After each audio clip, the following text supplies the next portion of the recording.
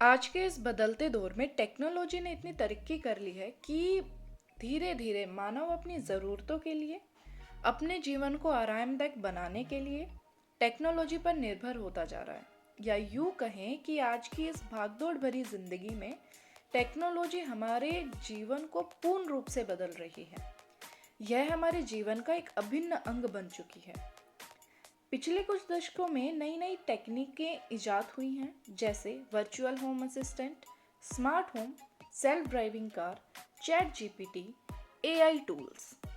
Artificial intelligence का मतलब होता है एक ऐसी तकनीक जो मानव मस्तिष्क के समान सोचने समझने की क्षमता रखती है और उसी के अनुसार लोगों को जवाब देती है। एआई ने हमारे जीवन को बहुत प्रभावित किया है। वर्तमान समय में इसके दुष्परिणाम भी देखने को मिल रहे हैं, जैसे लोगों के साथ फ्रॉड होना, डीप फेक वीडियोस बनाना, एआई के माध्यम से कॉल कर कर उनसे पैसा मांगना आदि। एआई का शिकार बच्चे और युवा वर्ग दोनों हो रहे हैं। वैसे तो आर्टिफिशियल इंटेलिजेंस का इतिहास ज़्यादा पुराना नहीं है।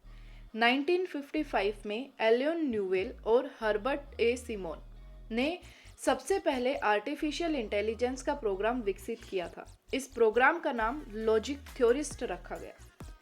एआई शब्द का आविष्कार 1956 में जॉन मैक्रेथ ने किया। 1966 में वैज्ञानिकों ने एक ऐसे एल्गोरिथम को विकसित किया जो गणितीय समस्याओं को हल कर सकती थी। 1972 में एआई को लेकर कुछ बड़ा सोच रहे थे। उन्होंने एक सुपर मशीन का निर्माण किया। उसका नाम सुपर प्रॉब्लम सोल्वर रखा गया। यह एक जर्नल प्रॉब्लम सोल्वर थी जो लोगों के क्वेश्चन को समझकर जवाब देती थी। साथ ही उसी दौरान जापान के द्वारा पहला बुद्धिमान ह्यूमनॉइड रोबोट बनाया गया। यह घर के छोटे छोटे कामों में मदद करता था। वहीं 1980 में एआई की पहली नेशनल कॉन्फ्रेंस रखी गई। वर्ष 2002 में पहली बार एआई वैक्यूम क्लीनर के रूप में आया। ठीक 4 साल बाद 2006 में एआई बिजनेस की दुनिया में आ गया था। जितनी भी सोशल मीडिया की कंपनी थी, सभी ने अपने ऐप में एआई का प्रयोग करना शुरू कर दिया। इसे एआई बूम भी कहा जा सकता है। इंटरनेट के साथ सोशल मीडिया पर एआई को अवेलेबल कराना, ये एक नया बदलाव था। अपने इस नए चेहरे के साथ लोगों को अपनी ओर आकर्षित किया। 2012 तक एआई काफ़ी हद तक एडवांस और मॉडर्न हो चुकी थी। इसी दौरान गूगल ने गूगल बोर्ड नाम से अपना एक ऐप को विकसित किया जो यूज़र को भविष्यवाणी के रूप में जानकारी दे सकता था। 2020 में बिंदु ने लाइनर फोल्ड एल्गोरिथम को रिलीज किया। इस एल्गोरिथम का इस्तेमाल करके कोरोना की वैक्सीन बनाई गई। इस समय तक लोग चैट जीपीटी के बारे में जानने लग गए थे। देखते ही देखते 2022 तक चैट जीपीटी ने तहलका मचा दिया।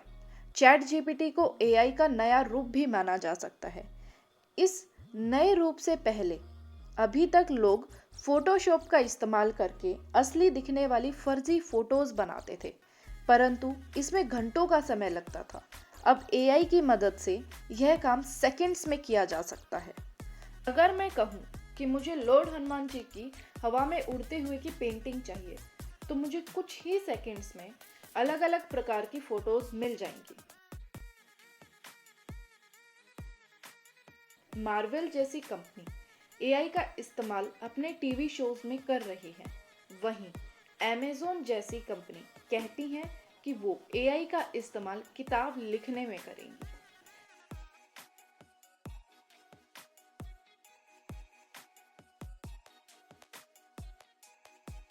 एआई हमारे दैनिक जीवन में बहुत कुछ कर रहा है, जैसे ईमेल्स का जवाब देना, पढ़ाई में मदद करना, हेल्प एडवाइस करना, हमारा वर्चुअल असिस्टेंट बनकर काम करना। हम कह सकते हैं कि एआई के आने से बहुत कुछ बदलने वाला है। जॉब मार्केट, कॉलेज में पढ़ाई करने का तरीका, पॉलिटिकल सिस्टम, मिलिट्री वॉरफेयर बदलने वाला है। ये परिवर्तन तो पहले से हो रहे थे, परंतु दिखने तब लगे जब नवंबर 2022 में चैट जीपीटी का 3.5 वर्जन लोगों के लिए अवेलेबल हुआ। चैट जीपीटी एआई मॉडल है जिसे लार्ज लैंग्वेज मॉडल कहा जा सकता है। मुख्य तौर पर एआई हमारे छोटे छोटे सवालों का बड़ा जवाब देता है। यदि मैं कहूँ कि मुझे एक प्रेजेंटेशन तैयार करनी है तो मुझे कुछ ही सेकंड्स में चैट जीपीटी की मदद से एक प्रेजेंटेशन मिल जाएगी। Much greater than the danger of nuclear weapons by a lot. The machines taking over is a threat for everybody. It's a threat for the Chinese and for the Americans and for the Europeans, just like a global nuclear war was. अब ये data देखिए। ये data दिखाता है 1 million users तक पहुंचने के लिए नेटफ्लिक्स को 3.5 साल का समय लगा, ट्विटर को 2 साल लगे, फेसबुक को 10 महीने का समय लगा और इंस्टाग्राम को 2.5 महीने का समय लगा।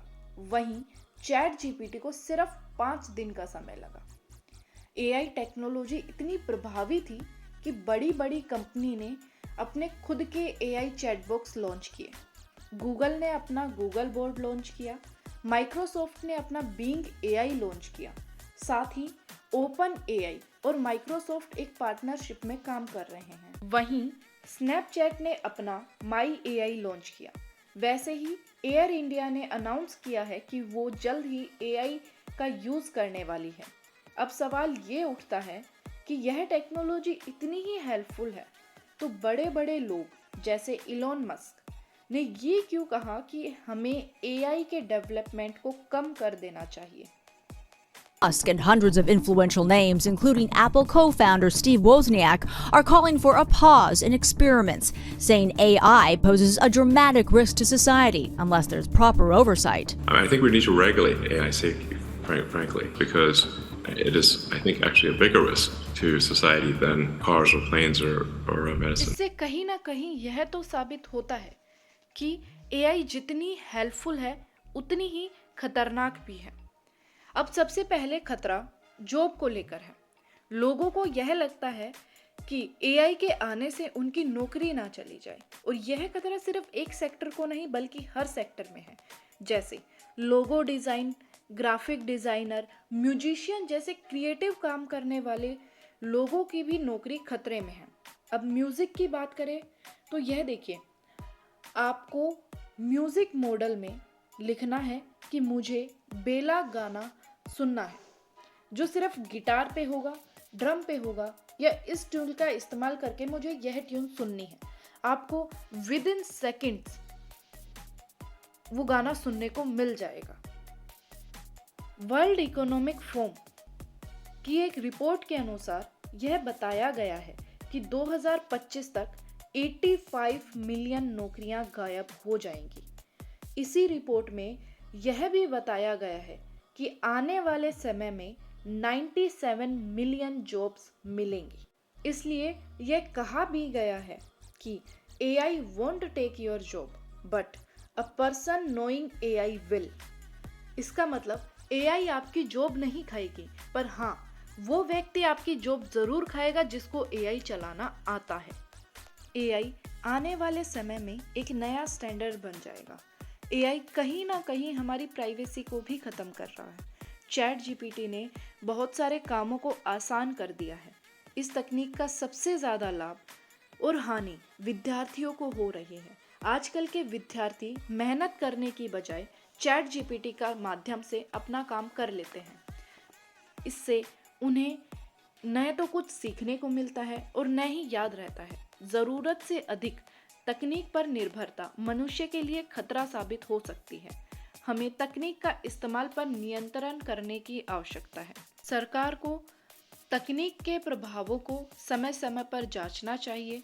यह सुनिश्चित करना चाहिए कि कोई व्यक्ति इन तकनीकों का गलत उपयोग तो नहीं कर रहा है।